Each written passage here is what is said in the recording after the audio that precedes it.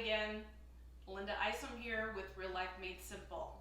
How are we doing on our 10-day decluttering challenge? Are you right in the middle? Have you started yet? Have you just bought your supplies? Or you're kind of in a situation where you're like, I need to get to it. I'm gonna see what information I get. I know everyone's at a different level and at a different pace, so don't be hard on yourself if you haven't started yet. This will be available for a little while after this, so don't worry. You can scroll back and go at your own pace. What I'm hoping is the information that I'm providing you is giving you the tools to succeed.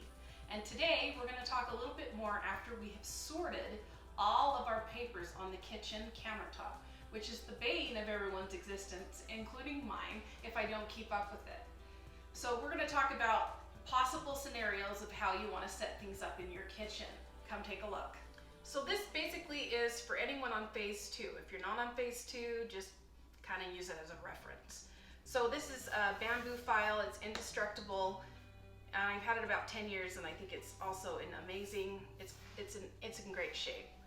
So these are just a little snapshot of my files and what works for my family. So you can see there's some subheadings here, and then I have a few things here for each child and person in my family. All of that works well for us. And about once a week, I still have to empty this, get rid of it, or move it to more of a maintenance files in our office.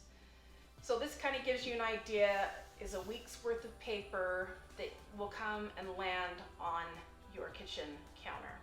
And you can get the family on board easily, especially because you have a file that has their name on it. Okay, so once we have this, there's another thing that I always have in the kitchen that I think you're gonna love. So no matter how hard we try, guess what happens? Homework gets done in the kitchen, things get written down, pieces of paper get jotted somewhere and then chucked away.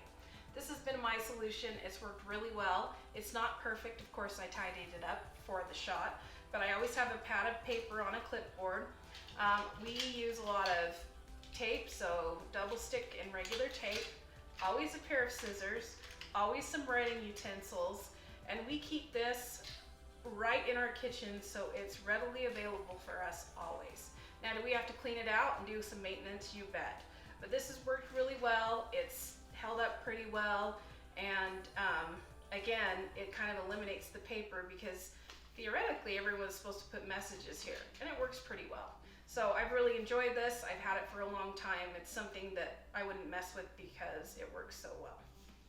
So in review, I'm going to give you some examples of what your desktop file names might be. Now again, they have to make sense to you. These are examples of what we do and what's in our file. You ready? Here we go. So I have this one here, which is more actionable files. The to-do, to pay, to read, to file, to shred. And again, you may not need all these, but these are examples of something you can do as you file through. Okay, next up are just some of those maintenance things, the things that land on the counter all the time, and especially these ones are ones that you really want to have available to you at a moment's notice, and they're stacked in a pile. That would be receipts, business stuff if you own a business, coupons, menus meaning, well, it could be a number of things, but menus meaning what you're gonna make for dinner, so forth. Store ads, temporary, and we talked about those type of things that you need just for a moment or a few weeks, and then you can chuck it. Someday maybe a wish list item, something that you like to look at that kind of makes you smile, but you don't really have a place for it, but you want to keep it for a little while. And lastly, just files about your kids and files about you and your partner, and just give you an example, each person in the family having their own file where you can consolidate all those papers, and teaching them how to use this file, and even having fun with it, having them, even kids, putting stickers and things on it, making their own special file, might get them motivated to keep things going.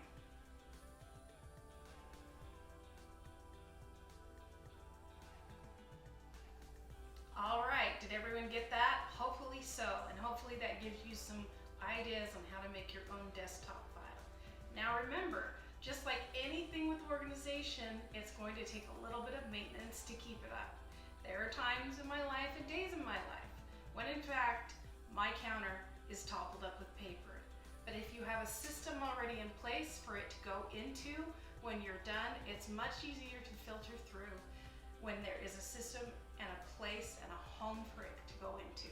So, happy organizing, guys.